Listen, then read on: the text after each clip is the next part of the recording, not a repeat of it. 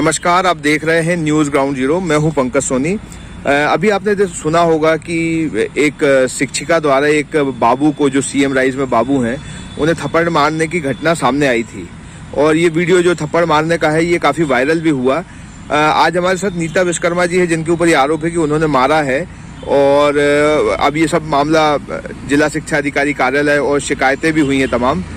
नीता जी, आप ये बताइए कि आप एक शिक्षिका हैं, आपने जो अपने बाबू थे उनको थप्पड़ क्यों मारा? सर, मेरा नाम नीता विश्वकर्मा है। मैं अप्रैल से वहाँ पदस्थ हूँ बड़ौरा स्कूल में। मैं कैंसर रोग से पीड़ित हूँ। मेरी मनोस्थिति बहुत ही खराब है। पिछले 8-10 महीने से मेरी पेमेंट नहीं मिली। बच्चों की पढ़ाई लिखाई नहीं हो पाई, मेरा इलाज नहीं हो पाया, भीख मांगने जैसी स्थिति मेरी हो गई है। और इलाज न मिलने वाले से मैं भी बीमार हूँ और समस्याओं से ग्रसित हूँ। मैं लगातार चक्कर काटती रही बाबू के पास और अभद्रता बार करता। मैंने इसके बारे में डीओ सर को बताया तो डीओ सर ने बोला कि अब आप अभद्रता करें तो आप अपनी रक्षा में उसको जवाब दे सकते हैं। उस दिन जब ऑफिस में गए तो मैंने आवेदन दिया कि तुम्हारी पेमेंट निकाल दो, तो उसने आवेदन लेने से मना किया, फिर पावती देने से मना किया, फिर सील भी नहीं लगाई और अभद्रता करके हमें गाली देने लगा। पैसे मांगे। किसी दूसरे एक व्यक्ति खड़ा था जो वहाँ का नहीं है, कोई बाहरी व्यक्ति था, गुंडा सा लग रहा था, दाढ़ी करके, तो कह रहा था बीच में कि लिमिट में रहो मैडम। वो उसके लिए पैसे मांगे गए थे और इस तरीके से जब वो गाली दी और मेरा हाथ मरोड़ दिया और मुझे भी मारने को हाथ उठाया, हाँ मारा, तो उसके बाद में फिर बाहर आके मैंने उस पर अपनी रक्षा में हाथ उठाया। तो आपको नहीं लगता कि आप एक महिला शिक्षिका हैं और शिक्षिका को कहीं गाली देना और अभद्र शब्दों का प्रयोग करना, मारने ठीक लगा आपको? नहीं, मैंने गाली नहीं दी। मैंने तो उसको बताया था कि आप इस टाइप की गाली दे रहे थे। वो मुँह से गलती से निकल गई कि ये गाली आपने मुझे दी है और उसने बाकायदा मुझे गाली दी, जिसका मेरे पास ऑडियो है और मुझे बार परेशान करता रहा। और प्राचार्य मैडम से बोलते तो वो भी उसका सपोर्ट करती। मेरा किसी ने सपोर्ट नहीं किया। मुझे इस बात का दुख है कि मेरे विभाग ने मेरा सपोर्ट नहीं किया।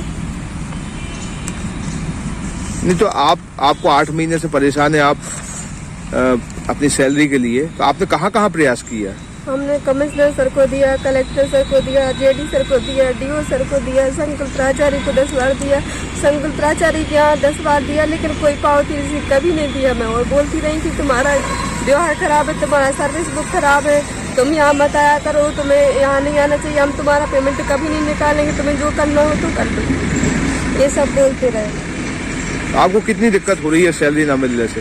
हमें इलाज नहीं मिल पा रहा। हमें ऐसा लग रहा है कि हम मरने जैसी स्थिति बन गई है मेरी। जिन लोगों ने कर्जा दिया वो भी ताने मार रहे हैं कि मैडम पैसे दो हमारे। आपने डीओ साहब को शिकायत की? कहाँ शिकायत की? सर को जन सुनवाई में 5-6 बार लगातार गए, तो कमिश्नर सर को ही बताया, जेडी सर को ही बताया कि हमारी पेमेंट नहीं निकल रही, हमारा CCL अवकाश स्वीकृत करके पेमेंट निकाल दो। तो CCL अवकाश स्वीकृत नहीं हुआ, जबकि 2 साल का CCL अवकाश मिलता है, वो भी नहीं दिया गया हमें। फिर बोले मेडिकल अवकाश मिलेगा अग्रिम, तो उसके लिए हमने कागज बनवा के जमा किए, तब भी अभी तक नहीं मिला हमारा पेमेंट। तो अब आप क्या करेंगे? पहले से हमें पिछले 1 साल से प्रताड़ित किया जा रहा। विभाग से हमारा प्रशासनिक ट्रांसफर कर दिया जबरदस्ती, जबकि कोई गलती नहीं थी। स्कूल में बाकायदा 2 टीचर होने चाहिए तो थे हम लोग, और पेमेंट 45 बच्चे थे, तब भी हमारा डीओ सर ने बिल्कुल जानबूझ के मेरा ट्रांसफर किया। पता नहीं किस मिलीभगत का षड्यंत्र के तहत हमें परेशान कर दिया। और अभी भी जिस स्कूल में किया है पैदल चल के जाना पड़ता है 4 किलोमीटर। मेरी तबीयत ऐसी नहीं है कि मैं पैदल चल के वहाँ जाऊँ, तो तब भी हमने कहा पदस्थापना बदल दो। कमिश्नर सर ने लिखा था डीओ को पदस्थापना बदल दो, लेकिन डीओ सर ने वो नहीं बदला। फिर हम वही जंगल के रास्ते से पैदल अभी भी जाते हैं स्कूल। तब आप क्या करेंगी? हमने बोला है कि अगर हमें ज्यादा समस्या हुई तो हम तो आत्महत्या के लिए उकसाया जा रहा है और हम ऐसा लग रहा है कि आज ही अपनी जान दे दे। हमें न्याय चाहिए। उस बाबू ने इतनी बुरी तरीके से मारा, गाली दिया, बच्चा की कोई कार्रवाई नहीं हुई अभी तक 3 दिन। आप लोग दोनों जन तो गए थे डीओ साहब के पास, क्या हुआ? पता नहीं, डीओ सर ने बोला था हम कार्रवाई करेंगे। तो अब आप अभी क्या करेंगी? हम तो न्याय मांग रहे हैं। बताओ कि वो लोग कौन थे जो वीडियो बना रहे थे और कैसे सब लोग को सेट करके रखा था मैडम ने और बाबू ने, और इतने सारे स्टाफ में मेरी तरफ कोई नहीं, सिर्फ बाबू की तरफ सब लोग बोल रहे हैं। आपकी तो शिकायत भी कर रहा वो थाने में? हाँ, वो वीडियो काट पीट करके बनाया है आधा अधूरा। जो पहले हमारे साथ कमरे में घटना हुई अकेले में, वो नहीं पता किसी को क्या घटना घटी हमारे साथ। क्या घटना घटी? वो हमें पता है कि उसने मेरा हाथ पकड़ा, मुझे धक्का मारा और गाली दी। उसके बाद हाथ उठाया ऊपर, तब वो बाहर भागा। जब मैं पीछे पीछे उसके गई तब उससे बोला कि आपने ये क्यों किया, तब मैंने उसे चाटा मारा, वो भी अपनी रक्षा के लिए। और मैं क्या करती, मैं दिन भर की उपासी, खाली पेट थी, भूखी प्यासी, पैदल पैदल वहाँ थाने तक गई। वहाँ भी थाने में मेरी कोई सुनवाई नहीं हुई। आज मैंने फिर से आवेदन दिया है एसपी सर को और वहाँ कलेक्टर कमिश्नर ऑफिस में। अब देखते हैं क्या होता है। तो ये नीता विश्वकर्मा है, इनका जो कहना है वो आपने सुन लिया है। हम जो बाबू हैं उनसे भी बात करेंगे। अभी जो ताजा मामला है कि उन्होंने मार दिया आपको और उनका भी ये कह रहा है कि आपने भी मारा, तो हम यही जानना चाह रहे थे। मैंने बिल्कुल नहीं मारा। हाँ, मैंने नहीं मारा सर। हाँ हाँ। उस मैडम ने आके मेरे आकर ऑफिस में वो आई। हाँ। मैंने उससे ये कहा, मैडम ने मुझसे कहा इसको पावती दे दीजिए। हाँ। मैंने कहा इसकी पावती सुदामा बाबू देंगे, मैं नहीं देता हूँ पावती। क्यों नहीं देता? क्योंकि इसके लिए अधिकृत सुदामा बाबू है। हाँ। सुदामा बाबू ने आके पावती भी दी, पर सुदामा बाबू ने बोला कि सील नहीं लगेगी। तब मैं सील नहीं लगेगी, बस सील के ऊपर उसका विवाद। और प्रकरण सर सबसे बड़ी बात ये कि जो है उसकी छुट्टियों के संबंध में है। हाँ। मध्य शासन द्वारा जो छुट्टी होना, स्वीकृत होना है, उसकी संतान पालन करने का अवकाश दिया, उसके लिए उसको अधिकृत मतलब उसको मध्य शासन के अनुसार उसकी पात्रता नहीं है संतान पालन की। अच्छा।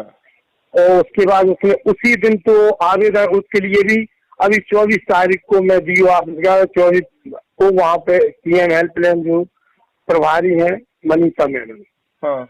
उनने कहा कि इनके लिए आप लिख के दीजिए इनके खाते में कितनी छुट्टी है, कितनी क्या है। इसके लिए मैंने 25 तारीख को उनको पत्र लिखा, पत्र लिख के उनको पहुंचाया।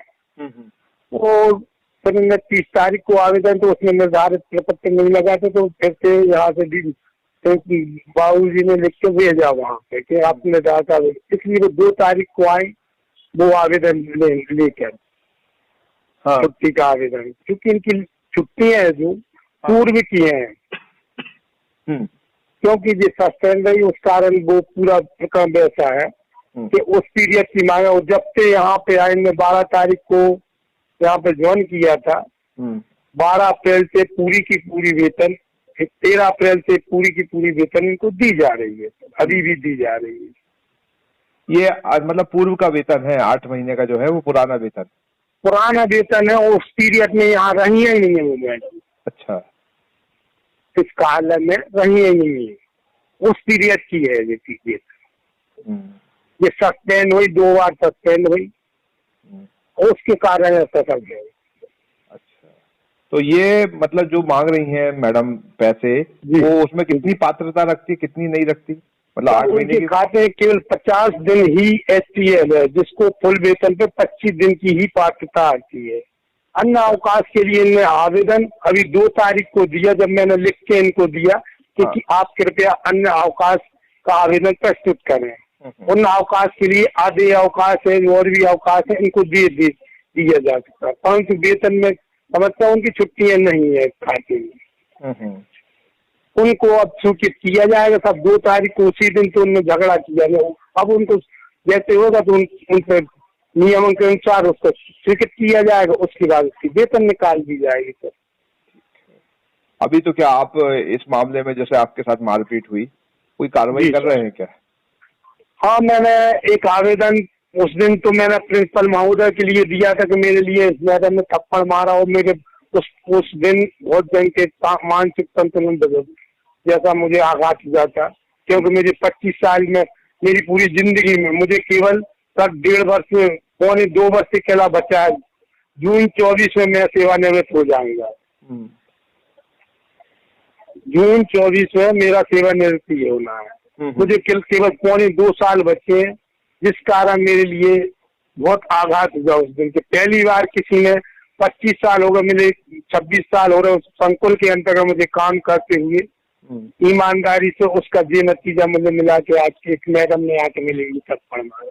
जबकि मैं उससे दूर दूर भाग रहा, मैं ऑफिस के बाहर आ गया, मैं वो वहां गचड़ कर रही थी, सुनामा बाबू से बातचीत कर रही थी, गलत सलत बोल रही थी, उल्टा सीधा उन्हें झूमा झटकी भी अर्थात की अभिलेखों को उनने वो भी किया, कहता था नहीं। फिर मैं उसके कारण में बाहर आ गया, उन्हें बाहर आकर मुझे थप्पड़ मार दिया।